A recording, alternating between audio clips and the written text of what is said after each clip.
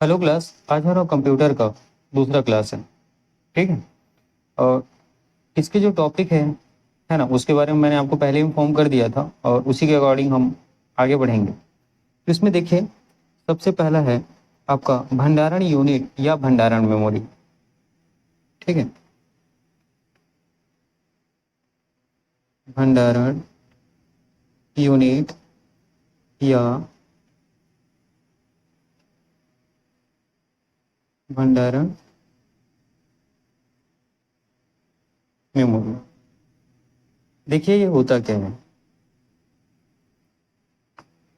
Data. ठीक है, कुछ चीजें याद रखना। डाटा और अनुदेशों,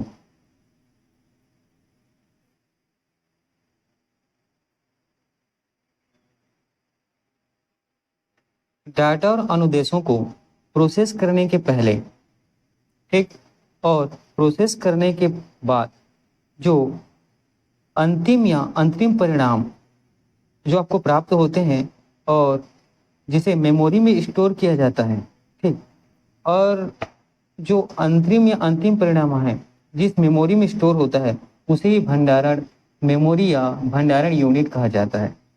ठीक है।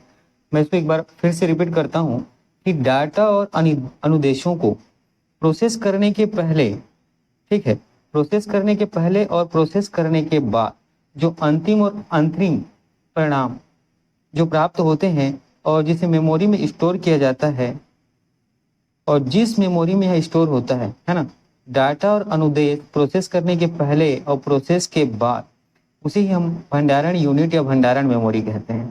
ठीक है, इसको इस तरीके से आप समझ सकते हैं। देखिए, डाटा और अनुदेश है, ये प्रोसेस की प्रक्रिया है।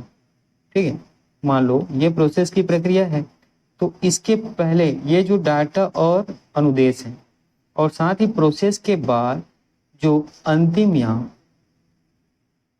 ठीक है, जो अंतिम या अंतरिम परिणाम आपको प्राप्त होते हैं, ठीक है, ये प्रोसेस के बाद वाली कंडीशन है। और ये भी क्या होता है, स्टोर किया जाता है और ये वाला सेक्शन भी आपका स्टोर किया जाता है।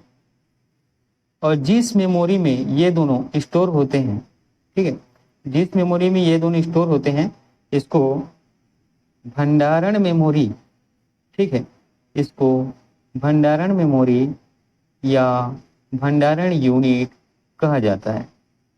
ठीक है, सिंपल सा है। चलिए आगे बढ़ते हैं। अब भंडारण मेमोरी, ठीक है,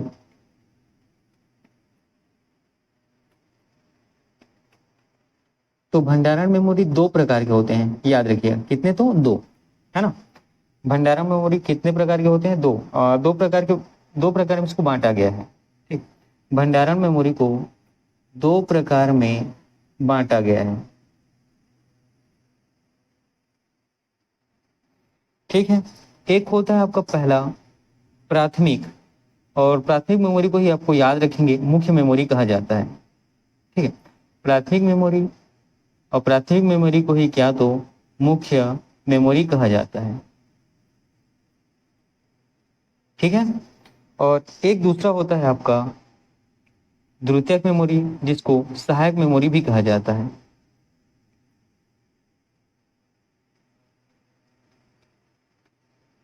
ठीक है, तो भंडारण मेमोरी को याद रखिएगा, दो प्रकार में बांटा गया है। पहला प्रकार इसका होता है प्राथमिक मेमोरी, जिसको मुख्य मेमोरी के नाम से भी जाना जाता है। और दूसरा इसका प्रकार होता है जिसको द्वितीयक मेमोरी कहा जाता है और जिसको सहायक मेमोरी के नाम से भी जाना जाता है। ठीक, अब देखिए, ये जो प्राथमिक मेमोरी और मुख्य मेमोरी है, इससे कुछ इंपॉर्टेंट चीजों को हम लोग यहाँ पे डिस्कस करते हैं। सबसे पहली बात, प्राथमिक मेमोरी मुख्य मेमोरी में याद रखना, ये कंप्यूटर सिस्टम में, है ना, कंप्यूटर सिस्टम यूनिट में स्थित होता है। ठीक, ये कंप्यूटर सिस्टम या कंप्यूटर यूनिट में क्या होता है, स्थित होता है। ठीक है, दूसरी बात इसमें याद रखना है, इसकी स्मृति क्षमता थोड़ी सी कम होती है ना। स्मृति क्षमता जो है, इसकी स्पेसिफिकेशन है, थोड़ी सी कम होती है। लेकिन इसकी गति, है ना, गणना करने की जो गति है ये कैसी होती है, तो ये तेज होती है। कैसी होती है? तेज होती है। ठीक है। और साथ ही प्राथमिक मेमोरी और मुख्य मेमोरी के लिए ये बहुत ही इंपॉर्टेंट है। क्या कैसा होता है, तो याद रखिए अस्थायी मेमोरी है ये, है ना। जो आपका प्राथमिक या मुख्य मेमोरी कैसा मेमोरी है, तो याद रखिएगा अस्थायी मेमोरी है।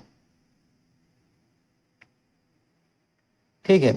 साथ ही आगे बढ़ते हैं और देखेंगे कंप्यूटर ऑफ हो जाने पर, ठीक है, आप कंप्यूटर को स्वयं ऑफ कर दें या, ठीक है, कंप्यूटर को, है ना, डायरेक्ट ऑफ कर दें बिना शट डाउन किए, या बिजली चली जाए, तो इस कंडीशन में इसमें जो डाटा रहता है, ठीक है, डाटा इसके समाप्त होने की संभावना रहती है। ठीक है, इसके समाप्त होने की संभावना रहती है। ठीक है, चलिए आगे बढ़ते हैं। ठीक है, अब इसके कुछ उदाहरण देखते हैं।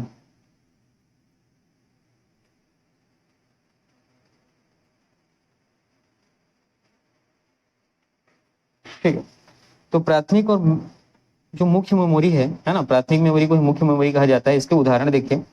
सबसे पहले तो याद रखिएगा सेमीकंडक्टर रजिस्टर।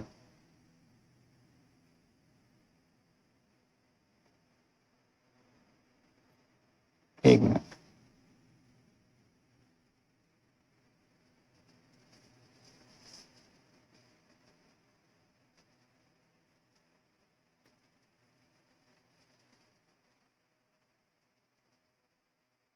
ठीक है, कैश, रोम और रैम, ये प्राथमिक या मुख्य मेमोरी के क्या है, तो उदाहरण है। ठीक है, और सेमीकंडक्टर रजिस्टर और कैश, इन दोनों के बारे में आपको याद रखना है। ये जो है सीपीयू या माइक्रो प्रोसेसर के भीतर स्थित होते हैं। सीपीयू या माइक्रो प्रोसेसर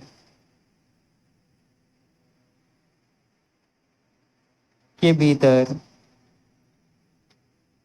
स्थित होते हैं।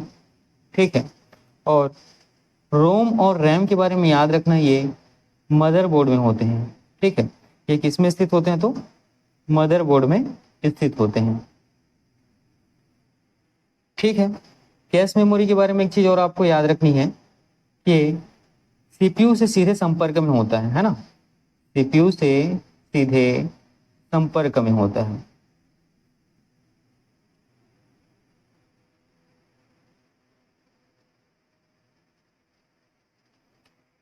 ठीक है, तो प्राथमिक और मुख्य मेमोरी के उदाहरण हम लोगों ने देखा था। यहाँ से एक है आपका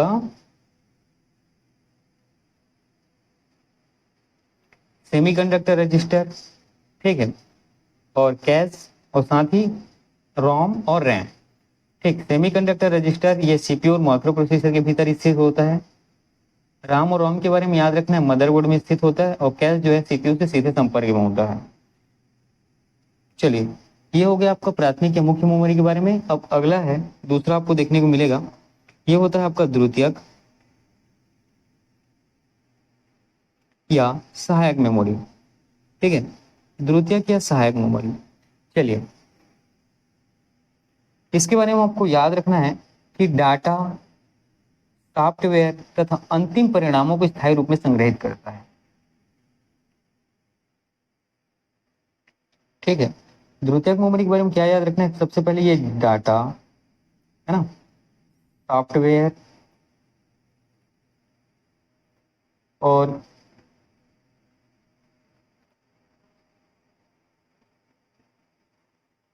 अंतिम परिणामों को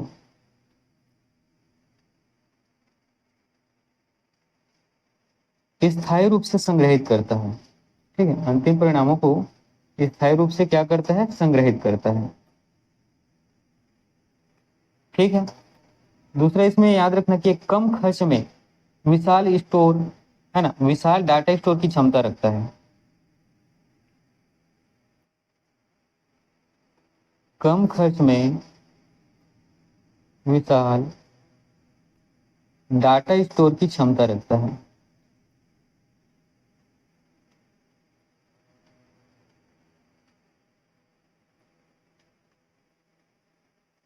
तीसरा, जैसे प्राथमिक और मुख्य मेमोरी को जब हम लोग पढ़ा था वहाँ क्या है डिस्कस किए थे कि वो क्या होता है, अस्थायी होता है। लेकिन द्वितीयक और सहायक मेमोरी के बारे में याद रखिएगा, ये स्थायी मेमोरी है ना। क्या है तो स्थायी मेमोरी, जिसको क्या कहा जाता है, नॉन वोलाटाइल। ठीक है, इसको इंग्लिश में हम लोग क्या कहते हैं, नॉन वोलाटाइल। ठीक है, चलिए आगे बढ़ते हैं। कंप्यूटर या बिजली के अचानक बंद होने पर भी डाटा नष्ट नहीं होता।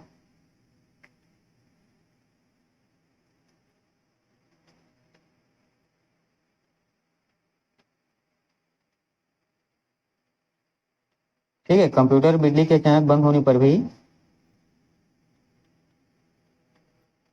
डाटा जो है क्या नहीं होता है, नष्ट नहीं होता है। ठीक है, अब इसके कुछ उदाहरण देखते हैं। तो उदाहरण में याद रखिएगा आपका, एक तो चुंबकीय डिस्क है ना। द्वितीयक के सहायक मेमोरी के आपको उदाहरण देखने को मिलेंगे, चुंबकीय डिस्क, साथ ही ऑप्टिकल डिस्क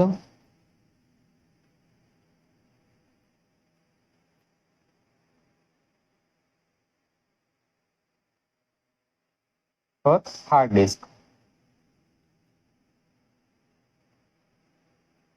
ठीक है, चलिए आगे बढ़ते हैं।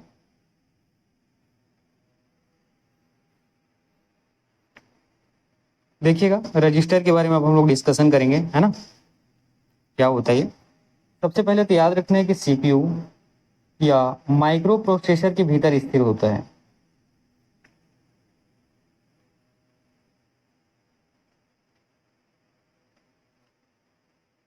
ठीक है, इसमें दूसरा चीज याद रखिएगा, अत्यंत तीव्र गति वाला प्राथमिक मेमोरी है।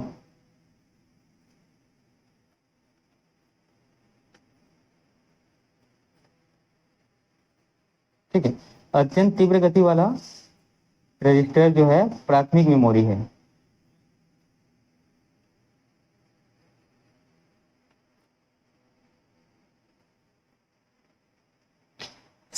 और साथ ही सीपीयू की कार्यकारी मेमोरी भी कहलाता है ना। रजिस्टर जो है सीपीयू की कार्यकारी मेमोरी भी कहलाता है।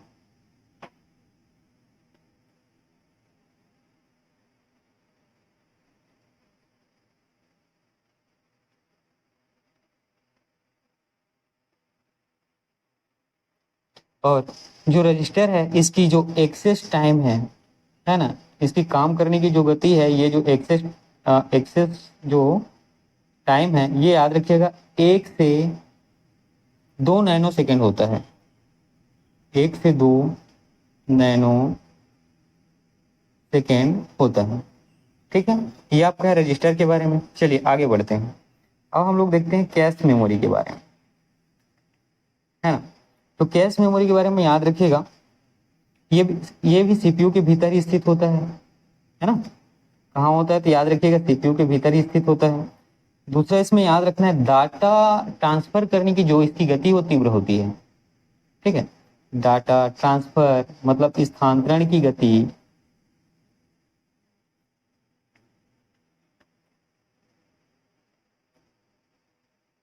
क्या होती है, तीव्र होती है। मुख्य मेमोरी और सीपीयू के बीच अस्थायी high high speed storage area का यह कार्य करती है। ठीक है, जो मुख्य मेमोरी हम लोगों ने थोड़ी देर पढ़ा है ना, थोड़ी देर पहले पढ़ा है, मुख्य मेमोरी या प्राथमिक मेमोरी और ठीक है, मुख्य मेमोरी और सीपीयू के बीच, ठीक है, मुख्य मेमोरी और सीपीयू के बीच ये जो है कैश जो है अस्थायी है ना, परमानेंट नहीं है, नॉन परमानेंट है, अस्थायी हाई स्पीड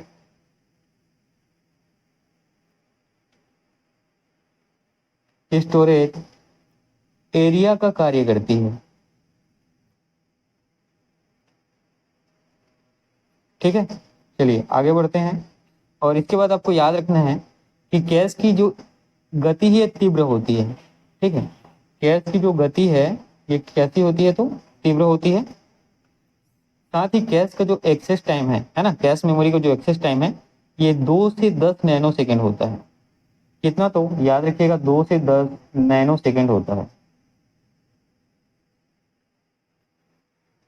ठीक है, चलिए आगे बढ़े।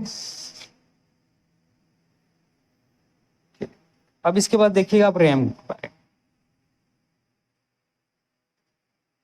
ठीक, रैम। सबसे पहले इसका फुल फॉर्म देखिएगा, रैंडम एक्सेस मेमोरी। ठीक है, रैम का फुल फॉर्म क्या होता है तो याद रखना है आपको, रैंडम एक्सेस मेमोरी। ठीक है, दूसरा ये सेमीकंडक्टर मेमोरी चिप होता है, याद रखिएगा। ठीक है, सेमीकंडक्टर मेमोरी चिप होता है।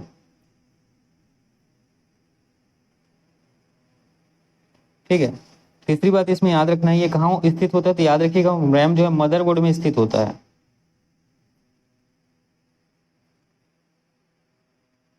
फिर अगला देखिए, अस्थायी प्राथमिक मेमोरी है। रैम के बारे में आपको याद रखना है, इंपॉर्टेंट है। अस्थायी प्राथमिक मेमोरी है।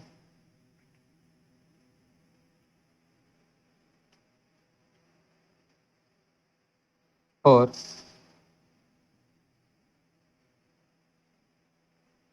ठीक है, अंतिम है ना, डाटा प्रोसेस करने के बाद जो अंतिम और अंतरिम, ठीक है, अंतिम और जो अंतरिम परिणाम प्राप्त होते हैं,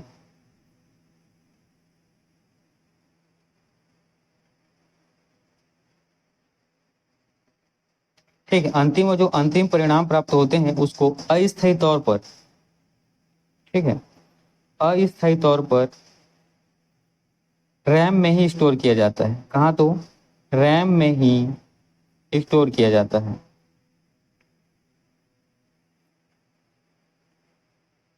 ठीक है, चलिए आगे बढ़ें। अब देखिए रोम के बारे में। रोम को फुल फॉर्म सबसे पहले याद रखना है, ये होता है रीड ओनली मेमोरी। ठीक है, रीड ओनली मेमोरी, याद रखिएगा। रोम भी सेमीकंडक्टर ही चिप है ना, रोम भी सेमी कंडक्टर चिप है। साथ ही रोम जो है मदरबोर्ड में स्थित होता है। और रोम के बारे में एक चीज याद रखना, रैम जो है अस्थायी मेमोरी चिप था, रोम जो है स्थायी मेमोरी चिप है ना। देखिए यहाँ पे जो रैम था आपका, ठीक है, वो अस्थायी मेमोरी था। ठीक है, रैम जो है अस्थायी मेमोरी था, लेकिन रोम के बारे में याद रखना, ये स्थायी है ना, स्थायी मेमोरी है। कैसा है तो स्थायी प्राथमिक मेमोरी है। ठीक है, चलिए रोम में एक चीज याद, रैम में हम लोगों ने देखा तो याद रखना, वहाँ कंप्यूटर ऑफ होने या अचानक बिजली चले जाने से क्या होता था, डाटा नष्ट होने की संभावना थी। लेकिन यहाँ याद रखिएगा डाटा नष्ट नहीं होता है ना, यहाँ याद रखना है डाटा नष्ट नहीं होता है। ठीक है, और साथ ही जो डाटा इसमें है ना, और साथ ही जो डाटा इसमें पहले से, ठीक है, निर्माता के द्वारा डाला गया है, उसमें किसी भी प्रकार का बदलाव नहीं किया जा सकता, उसमें किसी भी प्रकार का बदलाव नहीं किया जा सकता है।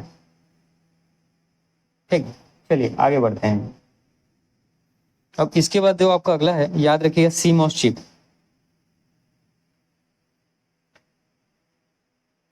ठीक है, सीमॉस चिप, ठीक, सीमॉस। सबसे पहले तो इसका फुल फॉर्म देखते हैं, ये आपको होता है कॉम्प्लीमेंट्री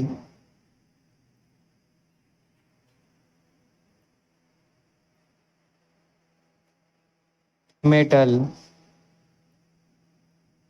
ऑक्साइड सेमीकंडक्टर चिप।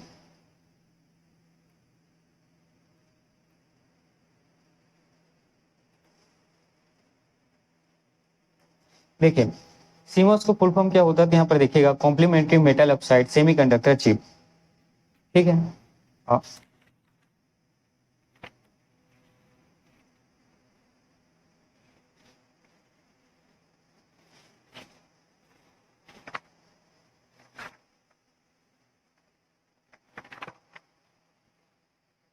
इसके बारे में चलिए कुछ चीजें याद रखना है ना, सीमॉस के बारे में। देखिए सूचना और सेटिंग्स लगातार परिवर्तित होते रहते हैं। ठीक है, तो कंप्यूटर इसको क्या करता है, अपने आप अपडेट करते रहता है।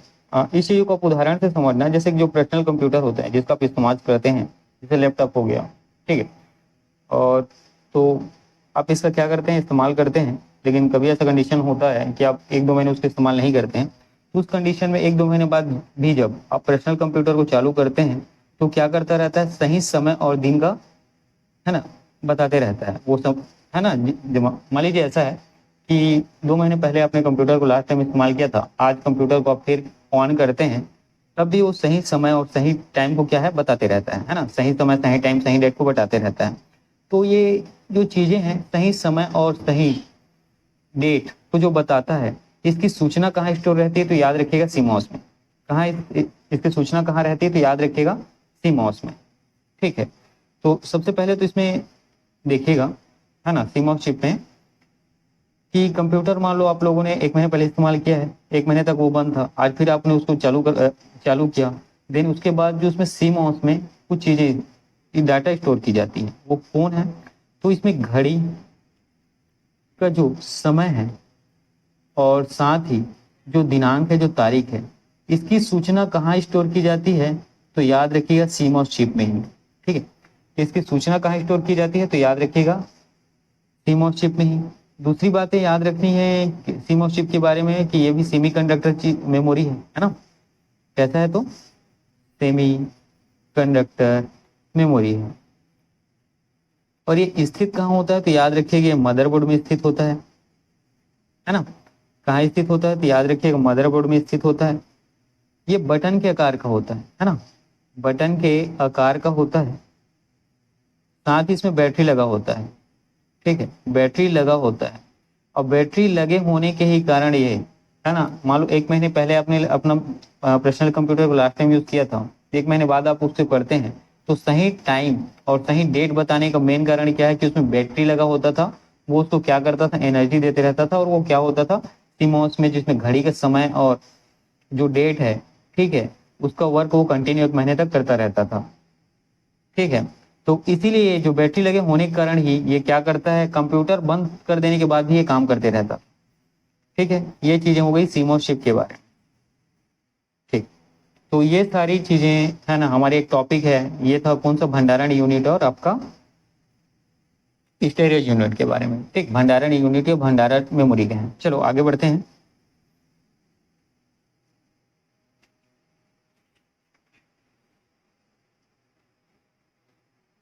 अब कुछ इंपॉर्टेंट फुल फॉर्म होते हैं जो आपके पेपर में पूछे जाते हैं, उसके बारे में डिस्कस करते हैं।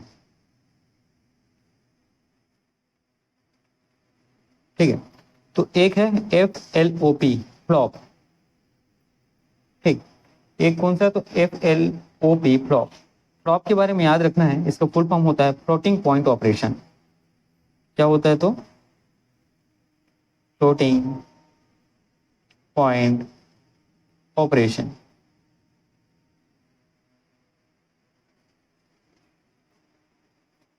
दूसरा यहां देख लेना FM, इसका फुल फॉर्म होता है फ्रीक्वेंसी मॉड्यूलेशन।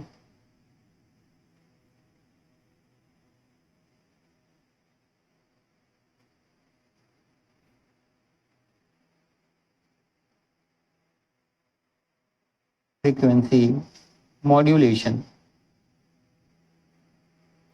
ठीक है, फोटॉन, है ना, इसका नाम आप लोगों ने सुना होगा, फोटॉन। फोटॉन का फुल फॉर्म होता है फार्मूला ट्रांसलेशन। ठीक है, फोटॉन का फुल फॉर्म होता है फार्मूला ट्रांसलेशन। इसके बाद है अगला FTP। FTP के बारे में याद रखिएगा, इसका फुल फॉर्म होता है आपका फाइल ट्रांसफर प्रोटोकॉल।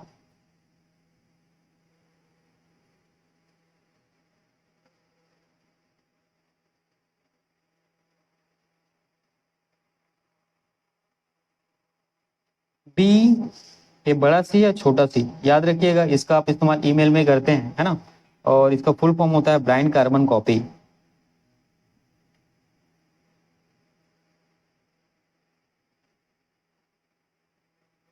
चलिए नेक्स्ट पेज में चलते हैं। BCR।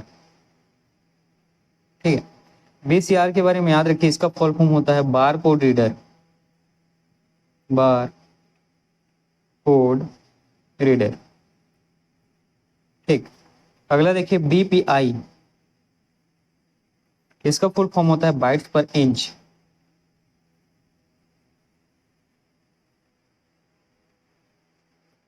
इसके बाद है अगला बीपीएस। इसका फुल फॉर्म होता है बाइट्स नहीं बीट्स पर सेकेंड। ठीक है, बीपीएस का फुल फॉर्म होता है बीट्स पर सेकेंड। और बेसिक, देखिए बेसिक का फुल फॉर्म होता है बिगिनर्स।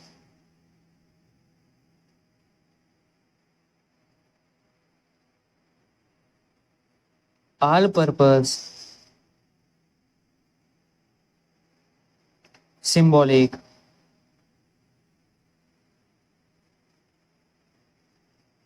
Instruction code.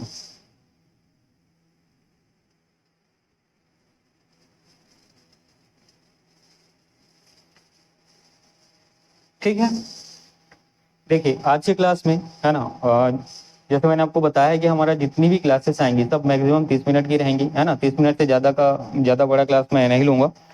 और आज की क्लास में हम लोगों ने टॉपिक में डिस्कस किया था आपका भंडारण यूनिट या भंडारण मेमोरी, और दूसरा ये आपका है फुल फॉर्म के बारे में। ठीक है, जो फुल फॉर्म से रिलेटेड जो चीज़ें हैं वो सभी क्लास में मैं कोशिश करूंगा कि 5 से 10 जो फुल फॉर्म है वो आ जाएं, और साथ ही कुछ कंप्यूटर की जो इंपॉर्टेंट वर्ड्स कलेक्शन है ना, जिसके बारे में पेपर में डायरेक्ट पूछा जाता है, उसको भी इसमें मैं इंक्लूड करने की कोशिश करूंगा। साथ ही आज की क्लास में हमें इनपुट डिवाइस के बारे में भी पढ़ना था, क्योंकि इनपुट डिवाइस अपने आप में एक बड़ा सा टॉपिक है ना।